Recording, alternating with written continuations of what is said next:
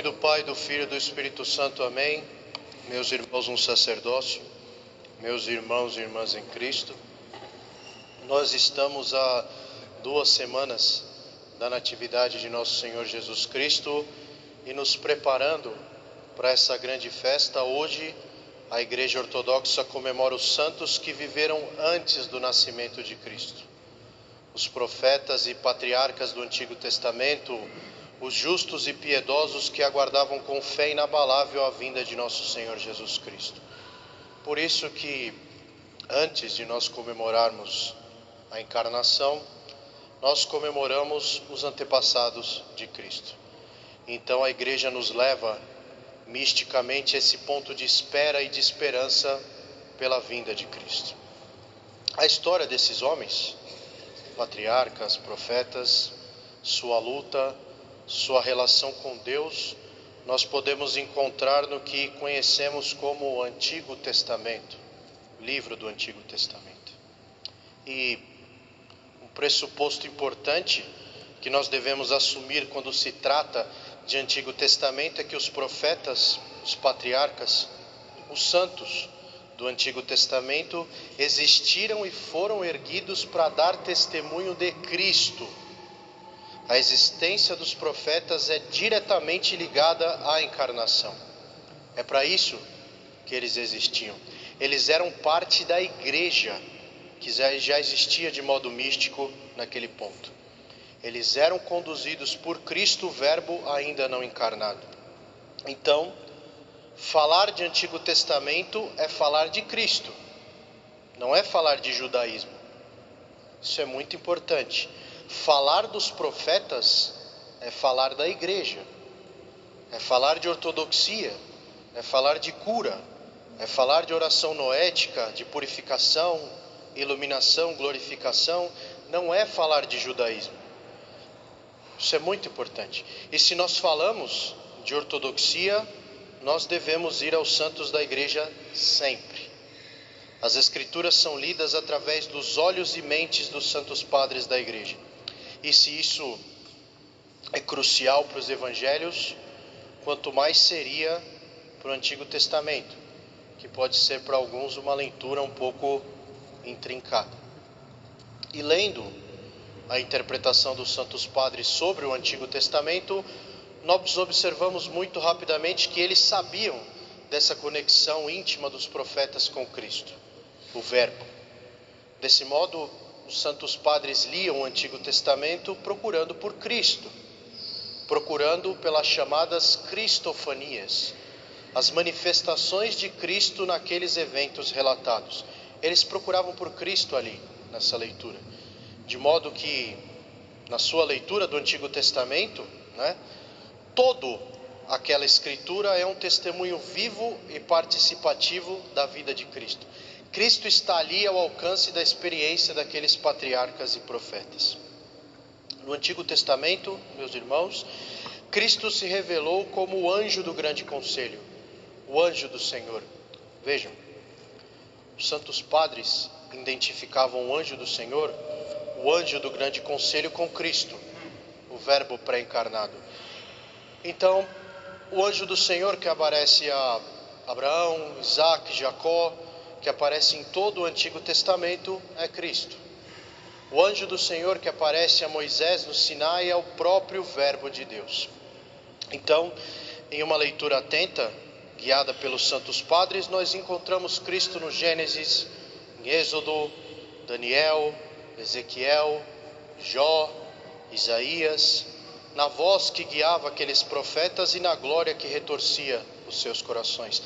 Assim, desse modo, Cristo aparece a Abraão no carvalhal, Cristo, o Verbo pré-encarnado, aparece a Moisés no Sinai, Cristo luta com Jacó, é contemplado em visão por Ezequiel, é visto no trono por Isaías, este que é chamado pelos santos padres de o quinto evangelista. Cristo salva os jovens da fornalha em Daniel. Cristo é o Kyrios, o Senhor. Cristo é o Verbo e está presente em todo o Antigo Testamento. E é sua condução que dá o ritmo à história daquele povo. Sem ele, sem Cristo, sem a sua manifestação, não existe Antigo Testamento, não existem profetas. Todas as páginas do Antigo Testamento dão testemunhos de Cristo. Assim sendo, todos estes homens, estes antepassados de Cristo, tiveram a experiência do Verbo pré-encarnado. Isso faz com que nós vejamos estes eventos não como puros milagres, porque o milagre não é pré-requisito para a fé. Nós devemos ver esses eventos não como milagres, mas como a manifestação esmagadora da glória divina. Por exemplo, a sarça ardente, ela não é um milagre. Ela não deixa de ser consumida por um evento miraculoso. Na verdade, ela não se consome, pois ela é revelação da glória divina, criada através do Verbo pré-encarnado. Então, nós percebemos que existe uma diferença crucial no modo como a ortodoxia engaja sua leitura no Velho Testamento. O ortodoxo lê essas escrituras junto dos Santos Padres, é claro, mas de um modo sacramental. O ortodoxo lê as escrituras como parte da sua experiência de fé, é parte da sua existência. É uma leitura viva, ainda que não exista uma idolatria das páginas da Bíblia enquanto uma obra de capa a capa. E ainda que nós não fechemos a experiência divina naqueles eventos descritos nas Escrituras. Nós experimentamos a Cristo na Igreja Ortodoxa, onde o Espírito se move dinamicamente em suas entranhas. Essa experiência acaba excedendo as Escrituras, mas mesmo assim as Escrituras são parte fundamental da experiência ortodoxa. Mas vejam, não como uma obra histórica, mas como exemplo vivo da possibilidade de santificação do homem. Um exemplo vivo de purificação, de iluminação e da glorificação do ser humano. É assim que um ortodoxo lê as Sagradas Escrituras, especialmente o Antigo Testamento.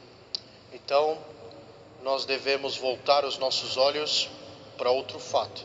Nós comemoramos estes santos homens aqui, às portas da encarnação de Cristo, porque eles não somente apontaram para essa encarnação, eles não simplesmente anunciaram a Cristo, eles experimentaram a Cristo, eles conheceram o Verbo de Deus em sua manifestação pelos séculos, eles passaram pela purificação e iluminação do nous, eles se tornaram aptos a contemplar a glória divina, a contemplar a luz incriada. Eles não ouviram simplesmente a voz de Deus, eles experimentaram a Deus em glória. Isso faz toda a diferença, meus irmãos. E assim, encontrando e experienciando a Cristo, a igreja nos conduz pelo Antigo Testamento. Por isso, é importante que nós nos afastemos das interpretações estranhas à mentalidade da igreja. A linguagem moderna, acadêmica, cria uma fratura entre as Escrituras e a vida da igreja, tornando a narrativa bíblica letra morta. Isso acontece pois essas interpretações focam na satisfação e acomodação do intelecto humano. Elas não contemplam a cura do homem. E as Escrituras devem ser lidas através da experiência da igreja, que tem o objetivo como a cura do homem e a sua união com Deus. Portanto, por mais tentador que possa parecer essa busca pelas interpretações acadêmicas mais modernas, é preciso, na linguagem de São Gregório de Palamas, esmagar a serpente do nosso intelecto para que nós entendamos as Escrituras de modo correto, sobretudo o Antigo Testamento. Por isso, meus irmãos e irmãs, eu peço a vocês, conheçam a nossa fé, valorizem a nossa fé. Não desonrem a nossa fé a misturando com qualquer outra coisa. A ortodoxia é o verdadeiro caminho que os profetas anunciaram. Eles viveram e morreram para anunciá-la. Respeitemos isso. E que suas vidas nos sirvam como aprendizado. Que esperemos, meus irmãos, a Cristo em sua segunda vinda, com a mesma esperança inabalável que os profetas aguardaram e anunciaram a Cristo. Que aceitemos o ódio do mundo e a perseguição como eles aceitaram. Aceitemos a crucificação do nosso ego como eles aceitaram. Estes homens, estes profetas, estes patriarcas, Eles viveram o mistério da cruz, que é um mistério que percorre os séculos, antes mesmo da encarnação, através dessa experiência de Cristo que eles tiveram. Aceitemos nossa cruz também, que achemos o caminho de nosso coração em oração, como fez Elias. Jejuemos como eles jejuaram. Aliás, nós estamos no meio do jejum da natividade. Dá ainda tempo de começar a jejuar. Jejuemos. E lembremos que temos uma vantagem agora, porque estes homens viveram em um tempo onde a luz ainda não havia cortado a história. Nós que vivemos pós-encarnação, podemos experimentar a Cristo em sua Santa Igreja Ortodoxa. Nós podemos comungar do seu corpo e sangue, nós podemos invocar o seu nome incessantemente em nossos lábios e corações. E foi por essa possibilidade que os profetas viveram e morreram. Não deixem que ninguém nos engane. Eles são parte da igreja. Eles viveram e morreram por isso. E é por essa verdade que nós devemos, do mesmo modo, viver e morrer. Em nome do Pai, do Filho e do Espírito Santo. Amém.